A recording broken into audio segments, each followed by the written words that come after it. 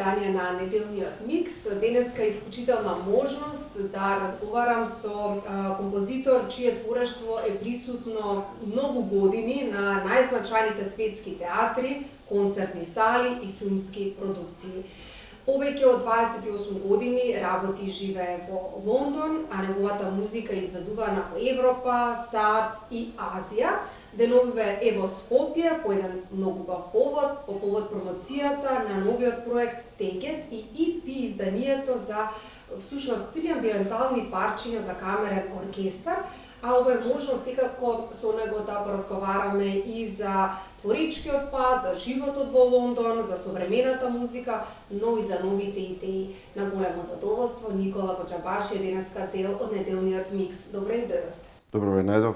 Благодарам на покана. Благодарам што дојдовте време и вашето време поминато во Скопје да ни дојдете тука на гости во телевизија 24 да позборуваме за вашите нови проекти. Какво е чувството кога се враќате дома? Па, секогаш различно. Некогаш е преубо, што викаат охриѓани, некогаш е така покисело.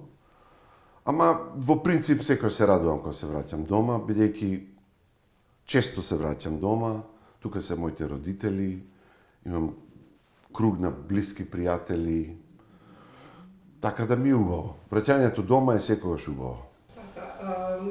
Поводот за вашето гостување денеска е всушност новиот проект Тегет. Како настана оваа идеја и што представува овој проект конкретно за вашиот творечки развој? Па, јас речиси се заколнав дека веќе нема да правам никакви изданија, ама еве сум излажал.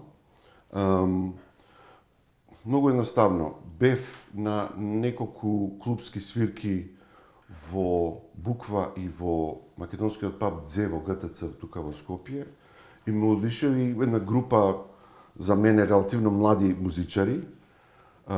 Тоа се, вака се морам по име и по презиме, бидејќи ние само по, нели така, по прекари се викаме. Благојче Томевски Трале на бас кларинет, Нинослав Спировски Нино на тенор и сопран саксофон, Филип Букуршлиев Бука, како и бубнарот Дарио Циевски Цио, но тука има и постари членови, тоа се од мојата генерацијска банда. Ачек Поп Христов, Доријан Јовановиќ, Панче Бујуклиев и Ади и Мери како наш, да кажам, специјален гостин, но не средна генерација некоја. Просто ги слушнав како свират заедно, од младиве колеги, и добив желба нешто со нив да сработиме. Се дружевме многу добро. Хуморот ни легна, музиката ни легна, тресевме глупости и одлучивме да престанеме да тресеме глупости, него да се обидеме нешто да направиме. Најдов простор благодарејќи на МКЦ и на нивната гостопримливост. И тамо, за време на горештините лани, поставивме кабли микрофони и почнавме да снимаме и така настана Тегет. Се прашавме како ова ќе се вика, што ќе биде. Тоа не е ни група, тоа не е ни бенд, тоа е повеќе платформа. Значи, мене ме инспирираа луѓе ова да го направам и го направив заради нив, бидејќи мислам дека заслужуваат едно меѓународно издание, меѓународна присутност, бидејќи се бават со една музика која е, сами ја нарекуваат за чудаци. И нивниот концепт на свирење е джез за чудаци. Ја светов без чудаци не можам да си го замислам, така некако сето тоа почна и ќе има уште изданија, имаме многу материјал, имаме и лоши снимки, тие нема да ви ги издадеме, да ви измалтретираме, ама се што е пристојно и добро ќе издадеме. Следното издание ќе биде во септември, а последното од овој материјал ќе биде некаде, ја мислам, околу крајот на октомври, почетокот на ноември. Да, всушност тоа е настап во живо. Па практично е во живо, да, издавачот Емил Хаџипанзов од Filter Label рече, па ова е снимано во живо, бидејќи е one take. Дури имавме и пријатели кои го слушаа снимањето. Не беше концертно живо, но беше во живо, да. Одлично. И ете, спомнавме дека се собрани музичари кои што се исклучително талентирани, а кога сме кај вашата музика, Коџабашија не може да се смести во еден жанр. Значи, дали е тоа авангарден рок, амбиент, фри джез, Или може би нешто четврто? И дали воопшто ви е важно таа да биде етикетирана или не? Очигледно не ми е важно, мада мене ме критикуваат пријатели и колеги дека може би треба малку попрецизно да се позиционирам, но имам алиби и за тоа. Работам најмногу сценска музика за театар, а таа музика, бидејќи е обврзана од контекстот и од раскажувањето на сцена, мора да биде обоен од сите жанровски и стилски бои, бидејќи се раскажува приказна. Некогаш ви треба барокна музика, некогаш ви треба, што ја знам, византиски напеви, некогаш ви треба скохастички синтесајзери да користите, некогаш ви треба драм енд бейс, некогаш джез. Односно, ако се бавите со сценска музика, треба да сте версатилен и да знаете и да свирите, да импровизирате, но мора и да сте традиционално образован, така наречен old school, затоа што некогаш приказната и тоа бара. А вие често излегувате од комфортна зона, никогаш вашите дела не личат едно на друго. Па мене ми е досадно, да бидам искрен, ако сработам нешто во одредена стилско-жанровска опаковка, тоа е ретко намерно и ако треба нешто да сработам следно, се обидувам да не личи на тоа што... Добро, тоа во современиве текови, така, протокапиталистички се нарекува како жанр некој кросовер, во кој влегува се. Но, во принцип, сакам мене да ми е интересно, кога нешто работам. Така, и ете како што спомнавте да соработувам и со врвни уметници, наши колеги, а ние имаме навистина многу талентирани уметници, нормално меѓу кои вие, кои што си во странство признати и ценети.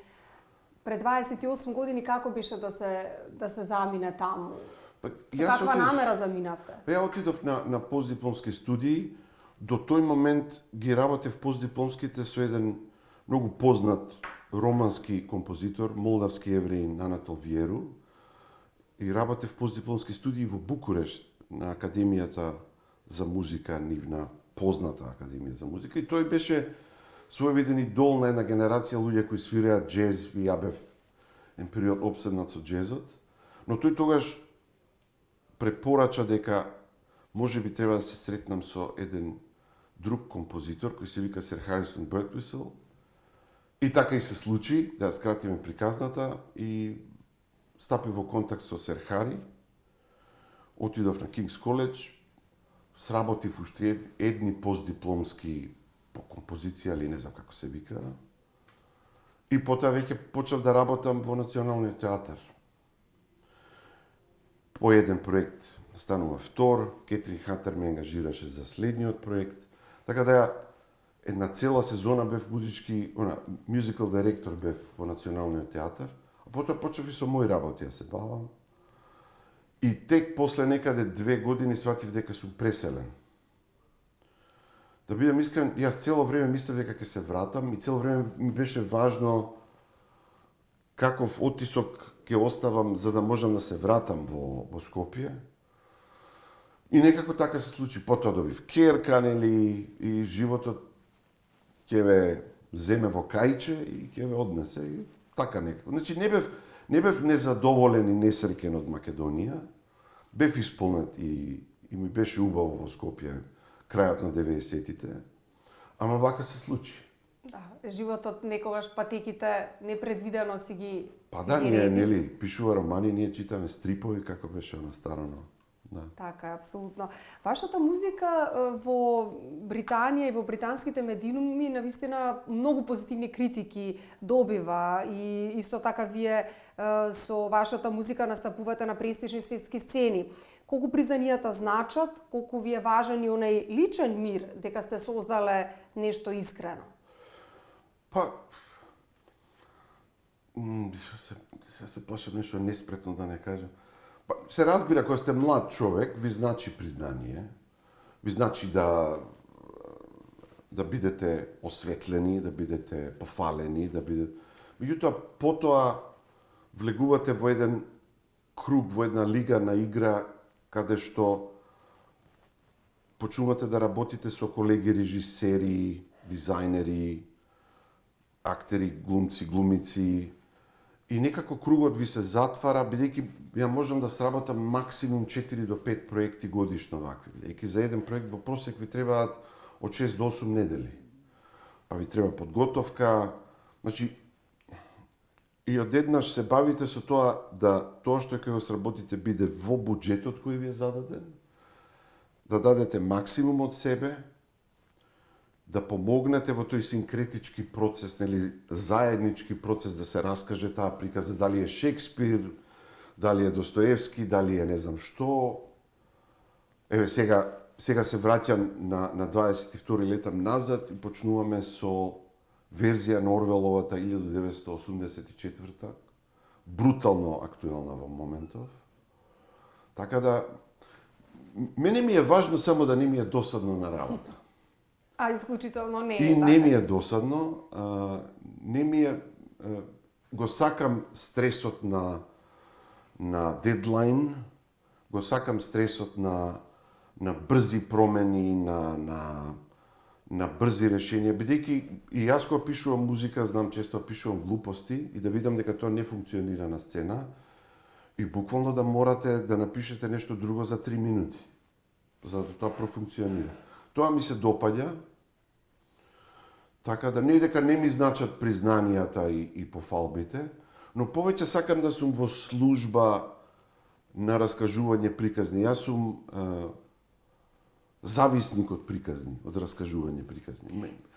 Повеќе, како да кажам, јас сум музичар и внатрешниот мотор и срцето ми е во облик на, да кажеме, на ноти и на музички знаци, но мене ми е литературата и визуелните уметности ми се страст, да кажам.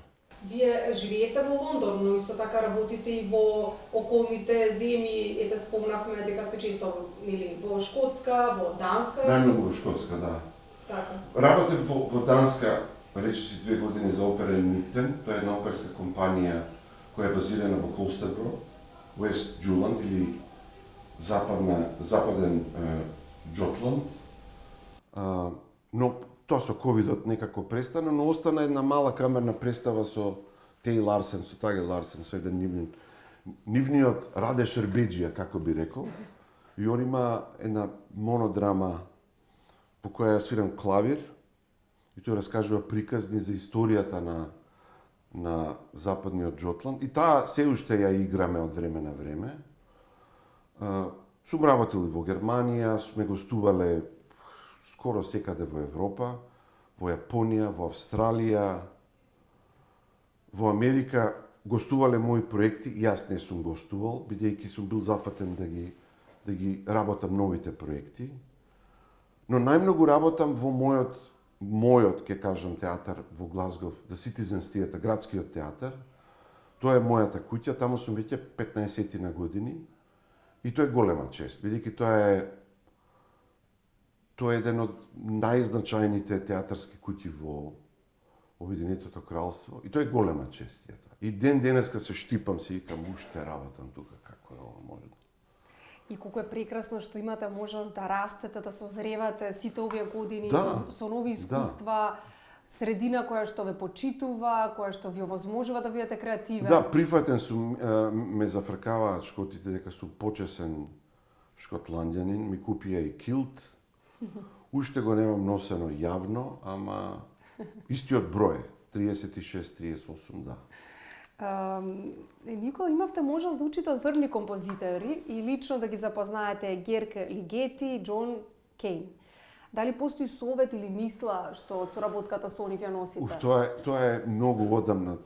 Тогаш почнав да одам на еден семинар во Западна Унгарија, во Сомбатхеј. Тоа е практично комплетната музичка академија од Будимпешта, Ференц Лист, се сели во тоа градче, преубаво едно барокно градче. И тука секоја година гостува Марко Стропа, беше главен композитор, Курт Гер, кој сега ми е се уште голема инспирација, Герк Лигети, Џон Кейдж, имаме фотографија со Џон Кейдж. Они држаа предавања, имавме шанса да се запознаеме со нив, да поразговараме, да береме печурки со Џон Кейдж. Видете, тогаш бевме како млади, бевме укочени кога ги видовме, бидејќи они се живи, тогаш беа живи икони, сега се повеќето од нив заминати. Куртаг е се уште жив, Марко Стропа се уште пишува работи и мислам дека тој е во брак со една македонска композиторка, ако не се лажам. Они се уште заедно, он е исто гениален композитор. Но врз мене мислам дека најголемо влијание извршија 4 автори, двајца македонци, тоа се Томислав Заграфски, како го студирав тука, и Илија Пеевски, како го одев на еден забрзан курс за джез хармонија и аранжирање, исто исклучително инспиративен човек, и Сер Харистон Бъртвисъл и Анатол Виеру. Особено Сер Хари, со него некако кликнавме на ниво, на медиум, нели работев со него како негов МД и потоа и личен асистент. И останавме многу блиски до крајот на неговиот живот. Он почина за време на пандемијата и тоа не од ковид. Но мене во принцип ме инспирираат луѓе. Тоа е мојата инспирација. Музичари, соработници. Тоа мислам дека најмногу ме инспирира. А од Македонија што никогаш не исчезна во вас или во вашата музика? Па, од Македонија јас користам многу. Татко ми е Јане Коџабашија, кој ќе пораснам многу сакам како него да бидам. Што он од кога се пензионираше до сега се претвори во еден од водечките европски музички византолози. Неговите книги ми се исклучителна инспирација. Нашата класична византиска музика од територијата на Македонија, тоа е неговото поле на истражување и покрај него научив нотација, ги солфежирам, ги гледам тие напеви. Така да во мојата музика има многу од модалноста, од скалите, не секогаш од мелосот и од ритмите, бидејќи мислам дека тоа е малку преискористено. Тоа 7/8 и Леле Јано малку мислам дека е пререциклирано. Но постојат други елементи во нашата музика кои се можеби малку по-математички или по-метафизички, кои ги користам цело време. И нема да ви кажам која е тајната. Коџабашија, се повеќе музиката во денешно време се гледа според одредени алгоритми, според пазарот, правила различни на ова модерно време. Дали уметникот има повеќе простор да експериментира? Рековте вие дека секогаш сакате да ризикувате, да експериментирате, но како е во денешно време во споредба со порано? Па јас сум среќната генерација, мислам, бидејќи го фатив периодот на класичното школување, на конзервативното, како да кажам, академско класично школување, и го фатив периодот на дигиталната револуција, така да успеав некако да бидам хранет од, што вели Старова, од две мајки. Тој се хранеше од два јазика, од албанскиот и од македонскиот. Јас се хранев од традицијата и од футуризмот, да кажам. Бидејќи музиката е многу по-абстрактна како материјал за работа. Што се однесува до ова на што имплицирате, оваа артифицијална интелигенција, прво тука има проблем со терминот вештачка интелигенција, тоа не е баш вештачка интелигенција, но тоа е некоја друга тема. Мислам дека се што е конфекциско и се што порасна како бизнис резултат на хорориве на капитализмов кој го живееме, кратка комерцијална музика, не знам, за YouTube и за реклами, за комерцијални филмови за љубичи, лимонади и тоа. Мислам дека тој дел од пазарот е веќе поклан. Тоа речиси се го работи вештачката интелигенција, нели?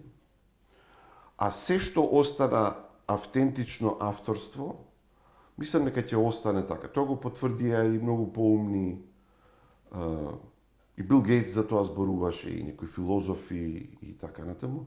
Бидејќи луѓето плаќаат карта да дојдат во театар и да ја видат несовршеноста на другиот. Бидејќи луѓето се зависни, ние сме цивилизација зависна од раскажување на приказни и митови, на себе проверување, константно себе проверување, иако некои од нас не сме свесни, така да они кои ќе платат карта не сакаат да видат холограм и нешто изработено од приучена машина, сакаат да видат вистински луѓе, сакаат да го видат огледалото на несовршеност. Сега, што ни носи иднината? Ке видиме. Да.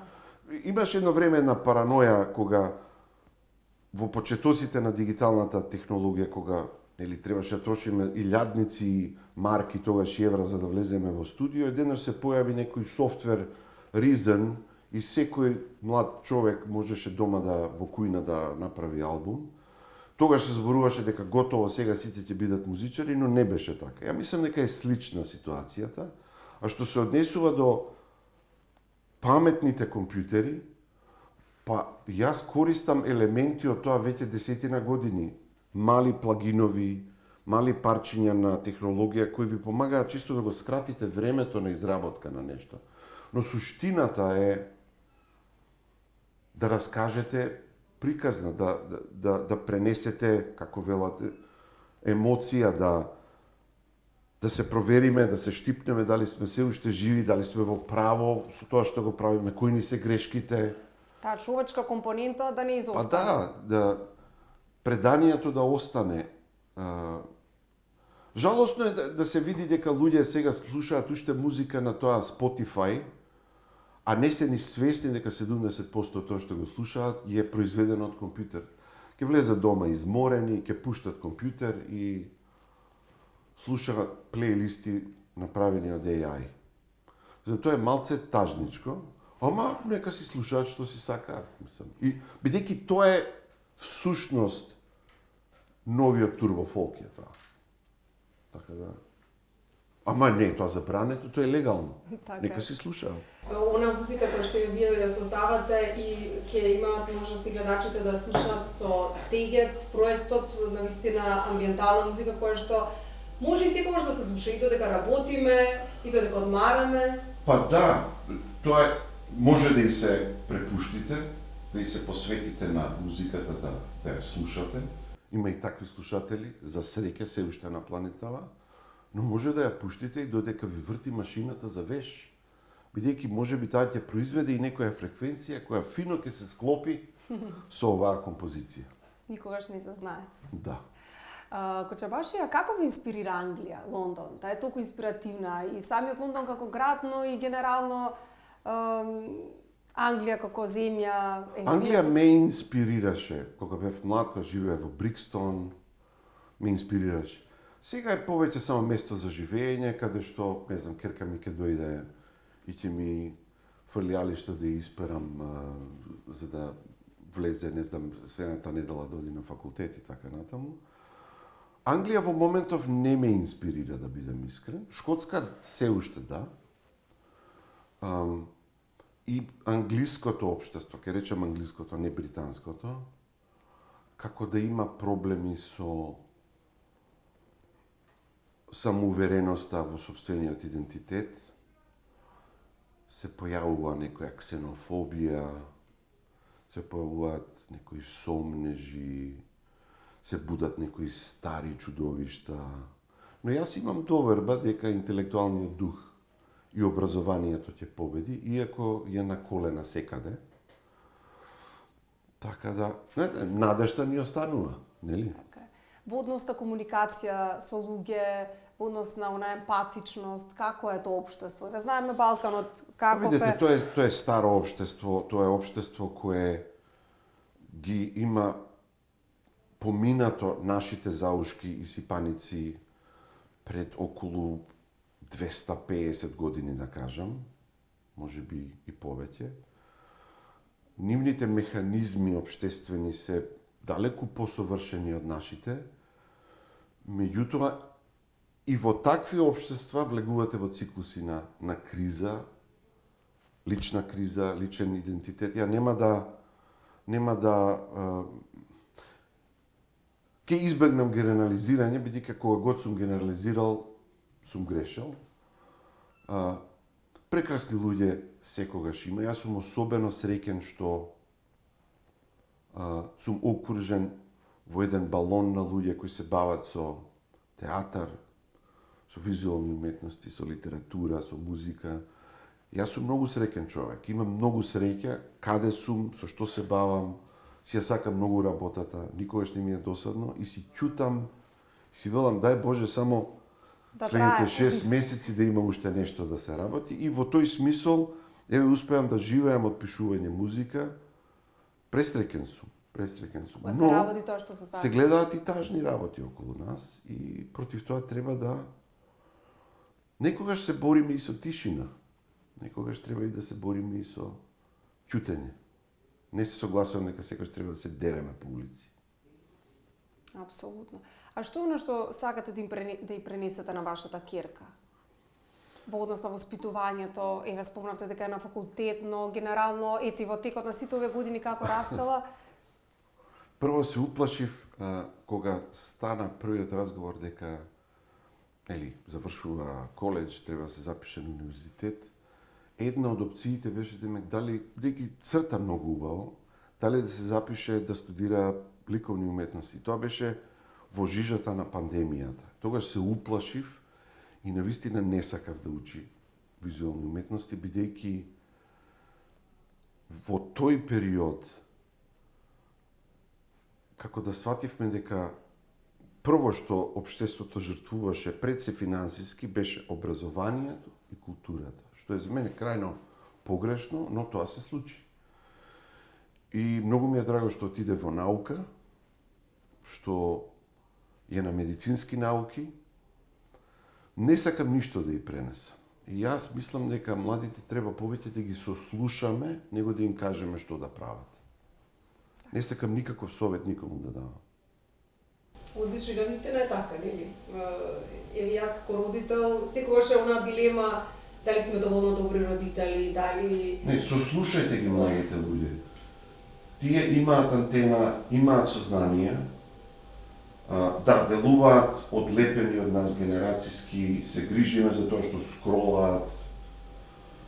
И тоа не е добро, меѓутоа со забрана ништо не се решава. Сослушајте ги. Што бараат во тој дум скрол? Можеби ние како родители и како блиски можеме да дадеме одговор. Многу корисно. Се радаме ви гледачите нешто ќе превземат од како поука. Што следува кога вашиот потегет? На што работите моментално? Дали наскоро има некои нови проекти и во Македонија и секако во Македонија? Еве чекам бише 20 години да ме викат нешто да направам, ама ни една театарска куќа имаше обиди, сега да не бидам толку, имаше обиди кои пропаднаа. Но ја работам со луѓе, мојата соработка со македонски музичари нема да престане. Министерството за култура конкурирав со проектот Тегет, го одбија бидејќи не поддржувале, како рекоа, семинари, не знам каде тамо виделе семинар. Така, има една чудна завеса, сфумато, нејасност за тоа што тие како визија имаат. Но можеби имаат визија, ќе ја видиме можеби за 50 години, па тогаш нешто ќе направиме. Работам во Шкотска нов проект 1984 на Орвел.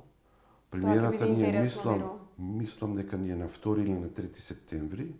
А со Тегет ви кажав, во септември ќе има уште едно EP издание, некаде подоцна уште едно, а во меѓувреме некаде мислам дека околу септември се договоривме пак да се собереме, пак нешто да снимаме. Јас не сакам аптекарски да знам што ми се случува во иднина, но финансиски да, имам уште неколку проекти кои се покомерцијални, бидејќи морам да си купам јаглехидрати, белковини и протеини. За керка ми да се обидам финансиски да ја помогнам и на моето семејство, нели? Ама само сакам да продолжи оваа убава неизвестност во некоја убава надеж, да кажеме. Толку позитивно интервју, толку позитивен разговор, некако убави мисли, Не, ветрина. не се влегов во некои мракови. Не, Добро е не. вака што го читате, одлично, добро. И исклучително е честа да се разговара со вас, што се Мене ми е светскија наш. Нели? Благодарам, ми беше чест. Ви благодарам многу за гостувањето, до некоја следна прилика секако.